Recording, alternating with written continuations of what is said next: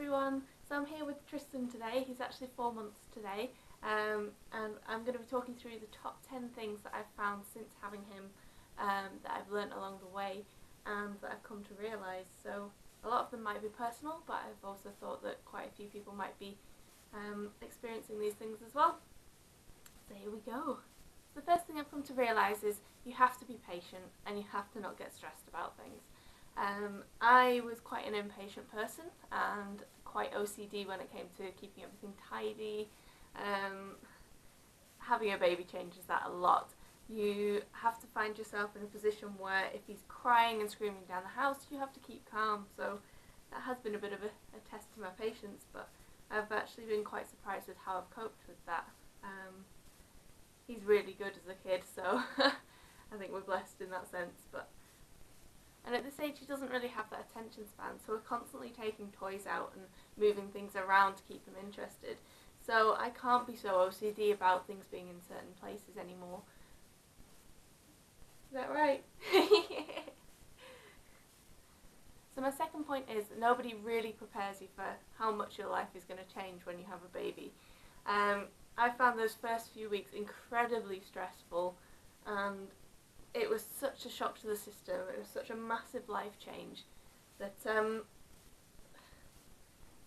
it was pretty tricky, and nobody quite prepares you for that. So number 3, everyone has an opinion, and that means everyone. You can say one thing to one person and they'll come back with several different opinions, and you're never doing anything right. So you've got that awful pressure on yourself. So if you do have the child around somebody, you always feel under that pressure that you're being judged, which isn't very nice. But at the same time, point number 4, for those first few weeks, you really feel like you're winging it. Because there is no rule book and because you've not had it in your life before, you really feel like it's just all a massive, very, very quick learning curve. You need to be quick thinking, you need to learn, and be prepared for any unexpected moments. Number 5 is a little bit of a personal one, and I know quite a few people will go through this as well, and that's to do with body image. I have gone from a size 10 to 12 up to a size 14 to 16, pretty much a 16, and that has made my self-confidence drop quite drastically. I feel like I look like a slobby mum.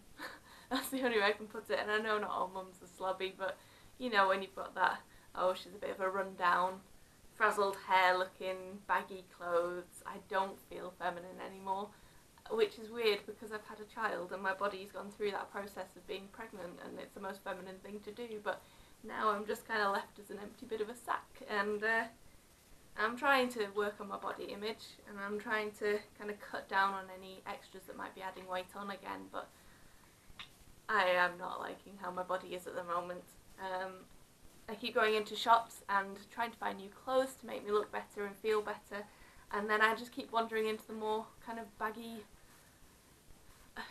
not very nice clothing sections, so I keep just getting that frumpy mum look. So hopefully it'll go in the next few weeks and I kind of crack it again, but at the moment my body image isn't the greatest. Number 6, you don't have any me time anymore. There have been so many times where I've found myself taking that extra little bit longer brushing my teeth in the bathroom because it's that extra 30 seconds of having some time to myself. All your time belongs to them, and even when they're sleeping and you think, yes, I've got some time, you find yourself decluttering the house or scrubbing down the walls or hoovering, and it's never your own time. It's never time just to chill out and relax. There's something that always needs doing. My next point is quite a serious one, and number 7 is it's normal for it not to be an instant amazing love towards the child. Sometimes it can take a little bit longer, and that's what I've found. When he was born, there wasn't this rush of love that a lot of YouTubers and people that I've spoken to have mentioned. That love has taken a little while to kick in, but it's there. Eventually got there. Number 8 is you very quickly need to have a stomach of steel. Before I was on maternity leave, worked in, well, I still work in a pet shop, so I have quite a strong stomach when it comes to animals and poo and things like that. So, but to have a child that's pooped all the way up to its neck in the middle of the night, yeah, you have to have a strong stomach. The other thing is when they vomit a lot, especially as the moment when he's got his hand in his mouth half the time, it causes him to puke up on quite a lot of clothes and things like that. So I literally just wipe it down and just deal with it now. Just bring on the time when he's actually down to proper food and proper vomit and proper poos, then come back and ask me again. Number 9, getting out of the house can be a bit of a mission. I myself have tried to get out of the house every single day, even if it's just a quick run around the block with him in the pram.